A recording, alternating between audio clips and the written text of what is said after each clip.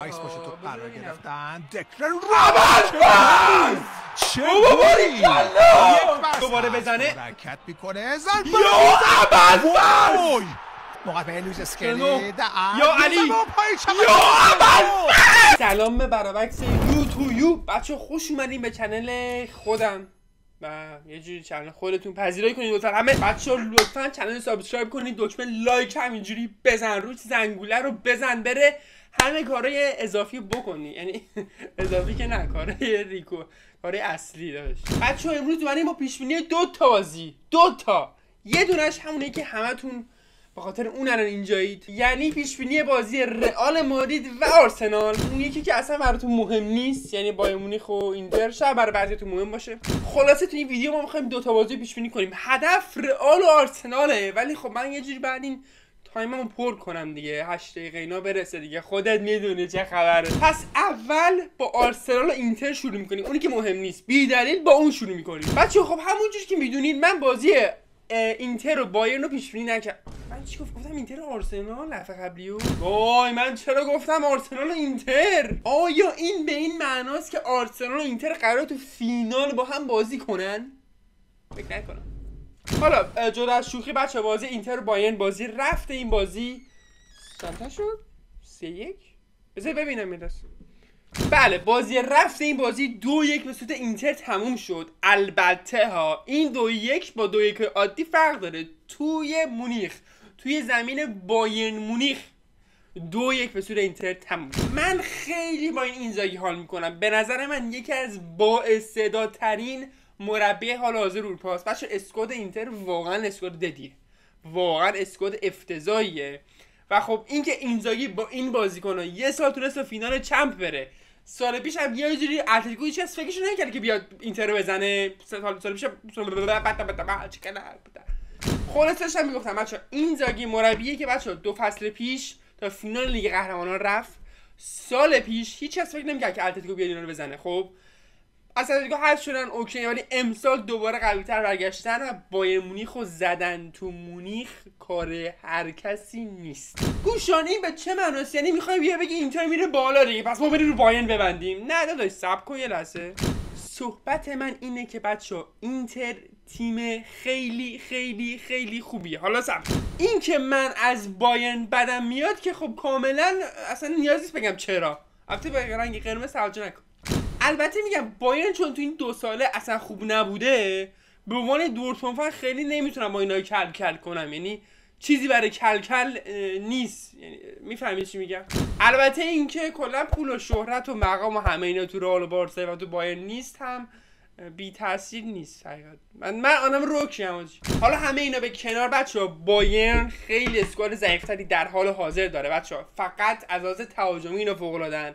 از لحاظ هافبک و از لحاظ دفاعی و حتی از لحاظ دروازه‌بان اینا خیلی ضعف دارن و مربیشون هم که کلا نگم دیگه یه شرکتیه چون که کمپانی شرکت خیلی باحاله من بازی رفته این بازی پیش بینی نکردم چون واقعا نمیدونستم اما برای بازی برگشت پلن دارم بچه‌ها من خیلی آدم روکشم حالا بت نزن تو رو خدا بابا این دیگه با عقل و منطق دارم میگم این دیگه اشتباه در نمیاد نزن داداش نکن با خودت من فکر میکنم که بین این دو تیم اینتر تیمیه که میره آجی درامو بیار تیم اینتر تیمیه که میره به مرحله بعدی و بایر مونیخ حذف میشه و ان شاءالله سال بعد خب این از اینتر که کار در اومد اینتر هم که میخوره به برنده دورتموند و بارسا که بذارید بگم 1 ساعت دیگه فقط 1 ساعت دیگه تو بازی مونده که قرار تو لایو ریاکشن بریم ولی خب شما اینو قراره بعد از اون ببینید پس احتمالاً تا الان نتیجه بازی معلوم شده و امیدواریم که دورتموند برده بازیو و همین الان میتونیم این لایو ریاکشن بازی دورتموند و بارسا رو ببینین ولی امیدوارم که لحظه که اینجا الان داری منو میبینی امیدوارم که دورتموند سود کرده باشه دورتموند بزنه کنار یه لحظه میریم به اصل بازی بچه‌ها بازی رئال و آرسنال بازی که من پیش بینی کرده بودم البته نه پیش بینیو بذارید براشون بریم پیش بینیو ببینیم رئال قطعا نمیزنه بازی امشبشو آرسنال میزنه ولی تو آرسنال نمیبینم چی کاریو بکنه آقا نمیبینم من میگم رئال بازی امشبشو میزنه پیش بینیو دیدی آقا من 1 بار اومدم طرفدار این رئاله بشم رئال 3 تا خورد آقا من نمیدونم چه حکمتیه بابا به خدا من اینا نه قصد نمیگم میخواستم رئال بگم پیش بینی درست رئال 3 تا خورد اون کی هاچی آخه از بارسا که سه تا، از آرسنال به برموس سه تا نمیزنه، به فولام سه تا نمیزنه حاجی، به لوتون تاون که سال پیش پرمیر لیگ بود سه تا قطع کن بره بابا. و اینکه من بچه خیلی خوشحال شدم و اینکه یادم رفت که چی میخواستم بگم.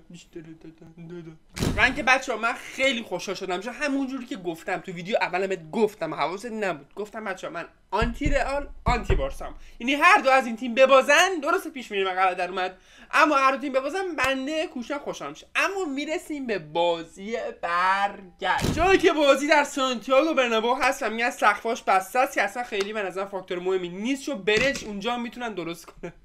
بس نه حالا کاری به برنج نداری، برنج که دوتا ول داد ولی دوتا پشت سر هم ول داد، خوبم ول داد حاجی، فکر نکنم ول نداد، واقعا خوب، خیلی خفن زد. حالا برای بازی برگشت میخوام نکاتو بگم بعد بریم سراغ پیشبینی اصلی. بچه‌ها برای بازی برگشت رئال مادرید سه تا خط حمله‌شو داره، همه هافبکاشو بجز کاماوینگا داره، دفاعش که ترکیده بوده هست و خواهد بود و دروازه‌بانم که کورتوا، این که عالی. آرسنال دیگه همه مهرهاش الان دیگه داره دیگه، فقط چند تا مصدوم داره که اونم گابریل بود که امین بازی رفت نبودن، گابریل و تیمبر و کالافیوری و اینا نبودن. خب خیلی هم با آرسنال کاری نداریم اینجا، با اینکه اینا یک هافک میانی و مهاجم نوک بازی میدن و همچنان خیلی براشون بیشتر گل میزنه نسبت به هاورتس و گابریل خصوص، هم خیلی کاری نداریم این قضیه. کلا تیم بسیار بسیار عجیبی آرسنال، ولی دوست داشتنی حاجی نیست ولی هست. نمیدونم چجوری بگم، دوست داشتنی هست ولی نیست. میگیری منظورم میگیری؟ ولی از اون منم بچه‌ها توی سانتیاگو برنابئو حالا ما اونجا مسخره کردیم ولی اینا حاجی بد خفنن تو سانتیاگو و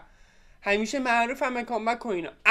اما نکته اینجا پیش میاد، آیا اینا تا حالا وقتی بازی شروع شده 3-0 عقب بودن از یه تیم، یعنی 3-0 از یه تیمی تو بازی رفت باخته بودن که بیام به بازی برگشت؟ خیر دوست عزیز خیر. نهایتش پی اس جی بوده که 1-0 بوده، نهایتش سیتی بوده که اختلاف 1 گل بوده، نهایتش چلسی هم بوده که فکر کنم اختلاف 2 تا یا 1 دونه بوده، وولفسبورگ هم که بوده، الان اون سال معروفه به یه کلمه قشنگی داشت، بگو تو کامنت ها، بگو کامنت میخوام، کامنت بگو. نه جلو از شوخی کلمه رو نمیدونم چی با آر شروع میشه، رپوندانا. نه اگه گفتم همین درسته تو کامنت ها نگو، ولی اگه اشتباه گفتم بگو داداش، بگو دیگه داداش. حاجی نگفتم سابسکرایب کنید، وای. پس در وسط ویدیو اگه دارین میبینین و حتما سابسکرایب کن. حالا من یه ویدیو دیگه میگیرم میذاریم اولش که اونجا میگم گفته باشیم. الان که اینو دیدی برگرد عقب، تیکه سابسکرایب کنیدمون جداست. مغزا. خلاصه که بچه‌ها سانتیاگو بسیار بسیار جای خطرناکه، جایی که تیم‌ها نمیخوان بازی کنن و به خاطر همین موضوع من یه نمه ریسکی ام. اما میگم اختلاف 3 گل بسیار بسیار بالاست.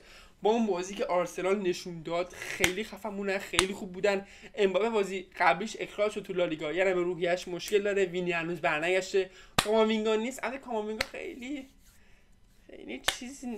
خیلی تاثیر ولش کن. خلاصه با همه این موضوعات دراما بیار. به نظر من این آرسناله که میره به مرحله بعدی. چرا؟ چون که ما اینجا میخوایم رئال مادرید حذف بشه. بچه‌ها ما اگر بازی رفت گفتیم رئال مادرید میزنه، دلیل بر این نبوده که قراره صعود کنن. ما آنتی رئال آنتی بارساییم بدون منطق بدون هیچی. پس آرسنال میره میزنه، امیدوارم که رئال مادرید حذف بشه. این شاید اولین پیش بینی درست من، شاید هم دومی. اگر همین الان که دارین اینو میبینی دورتموند چه برده باشه بعد 5-0 باشم، پیش بینی دومی که درست میاد. خلاص اینکه بچه‌ها خیلی مراقبت کنید خودتون. لطفا من بگید که نظرت در مورد پیش بینی من چیه. آیا با من هستی یا نیستی؟ با من هستی یا نیستی بگو تو کامنت. لطفا سابسکرایب کنید دیگه بابا، این بار سوم دارم تو این ویدیو میگم. این سابسکرایب نمی‌کنی من رفتم بابا. نه ولی نوکرم بچه‌ها، عشق منی. سابسکرایب، لایک، کامنت همین کارو بکن. میگن چی میگن؟ کامنت انگلیسی هم بذار اگه دوست داشتی بذار دیگه.